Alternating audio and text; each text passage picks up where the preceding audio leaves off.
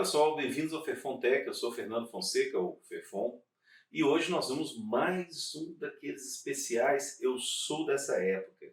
Hoje eu vou falar com vocês sobre o ZX Spectrum mais 2. Esse cara, na realidade, tem três versões dele. Uma que é chamada mais 3, a cinza e a preta. Essa é a preta, que é a A2, né, que o pessoal fala, a 2A, desculpe. Então esse cara, ele era um sonho de consumo que nunca chegou no Brasil. Ao contrário dos irmãozinhos que vocês conhecem, né, a gente tem alguns vídeos falando sobre isso, o TK-85, que era um cara de 16 KB, 16 KB. Tenta pensar o que é 16? São 16.384 letras. Se escreve um texto hoje, dá mais do que isso. 16 KB, acho que dá para você colocar todas as letras de funk do mundo. Ainda sobra 8 KB. Agora tem o ZX Spectrum, que é 48 KB. Esse cara tem cor, foi uma evolução, né? Ele foi do TK-85 para o TK-90X. O CP200, ele era o concorrente do TK-85 da Prologica. Ele tinha algumas vantagens, assim, esse aqui era um teclado de borracha, esse aqui era um teclado já assim, de umas teclinhas mais duras, tinha uma fonte dentro dele. Então tinha gente que gostava mais do CP200, tinha gente que gostava mais do TK-85. A Prologica não fez nenhum clone desses Spectrum. Ficou só com a Amigo Digital mesmo, que fez o TK-90 e depois o 95, que são a mesma coisa. Tanto que a Amigo Digital oferecia upgrade. Você mandava esse cara para a Amigo Digital e eles te devolviam esse. Tirava a placa-mãe e colocava dentro dessa carcaça aqui e te devolvia com um teclado novo. Mas todos os dois são a mesma coisa, rodam os mesmos programas, são coloridos. E esse cara aqui é o Spectrum, que roda tudo que esses caras rodam, mas ele tem 128 KB de RAM. Esses aqui só tinham 48 KB de RAM. Então, o Spectrum, ele foi muito vendido na Inglaterra e alguns outros países, no Egito. Então você tem a Europa, né, comprando o Spectrum. A gente teve clones dele na antiga União Soviética. Mas esse cara aqui é especial. E olha que interessante, ele tem um datacorder. Isso aqui é como se fosse a unidade de disquete dele, mas na realidade é o quê? Uma fita cassete. Essa fita era usada num gravador cassete, que era vendido até como data recorder. Nada mais é que um gravador de fita cassete que você usava nestes computadores, né, tipo TK-90, 85, 95, mas aí o Spectrum ele já vinha com o gravador dele. É a mesma coisa que você ter um computador com um drive.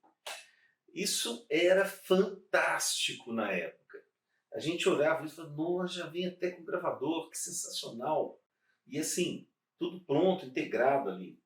Aqui, no Brasil, a gente teve, por exemplo, a CCE, que vendeu esse data recorder, né? Vendeu esse gravador como uma unidade de dados. Veja que é bem estilo anos 80, né? As cores, o grid.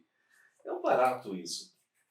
Esse aqui tinha um computador MC1000, que era um clone torto do Spectrum. Era um clone de um clone alterado do Spectrum que tinha esse gravador aqui na família. E como que os dados iam da fita para o computador? Da mesma forma que um modem. Então, quando a gente fala do som, como que você transmite modem, aqueles modems antigos, 56K, para quem pegou o começo da internet? A gente ia simplesmente fazendo os dados ficavam dentro da fita cassete, como se você estivesse transmitindo de um computador para outro. Então você, ao invés de transmitir o dado desse computador para outro computador, você transmitia para a fita. Aí gravava na fita os dados.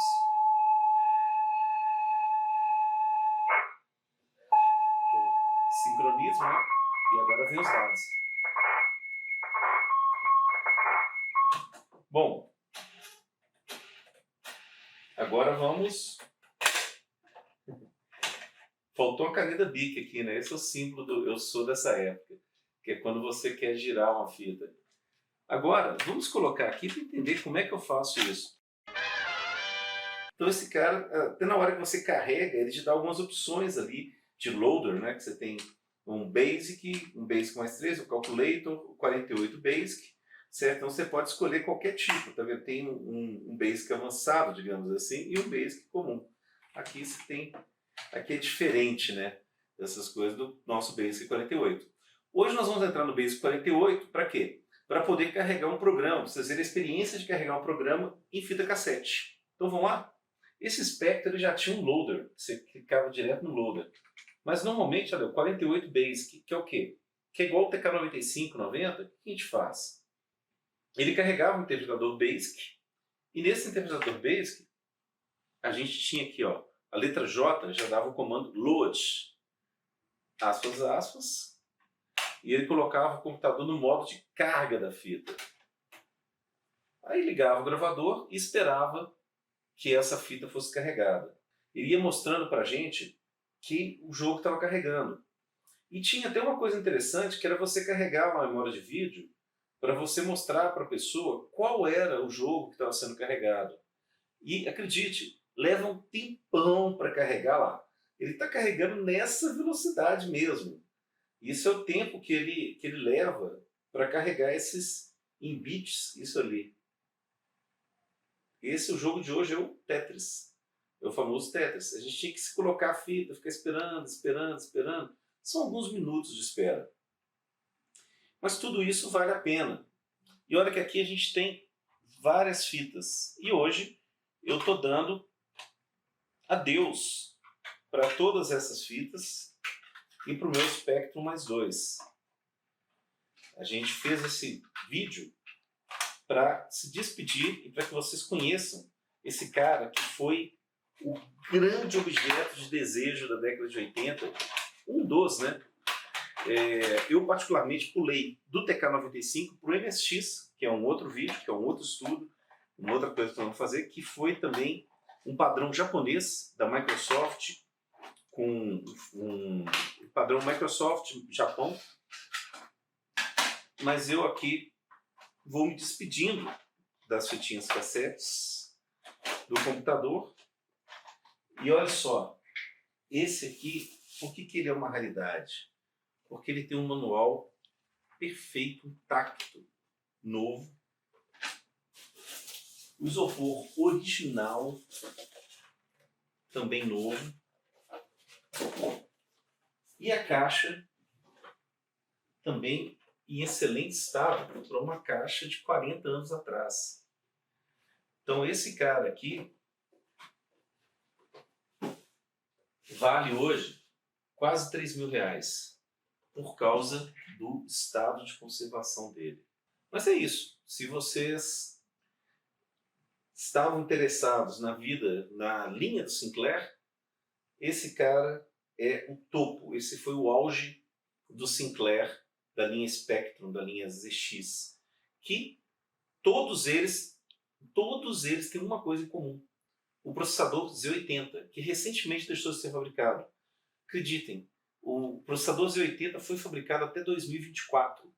Um cara que nasceu na década de 70 foi fabricado até 2024, só recentemente ele saiu de linha, mas ele é o coração de todos esses. O Z80 era como se fosse um Pentium, um i5, né? Ele era o processador central.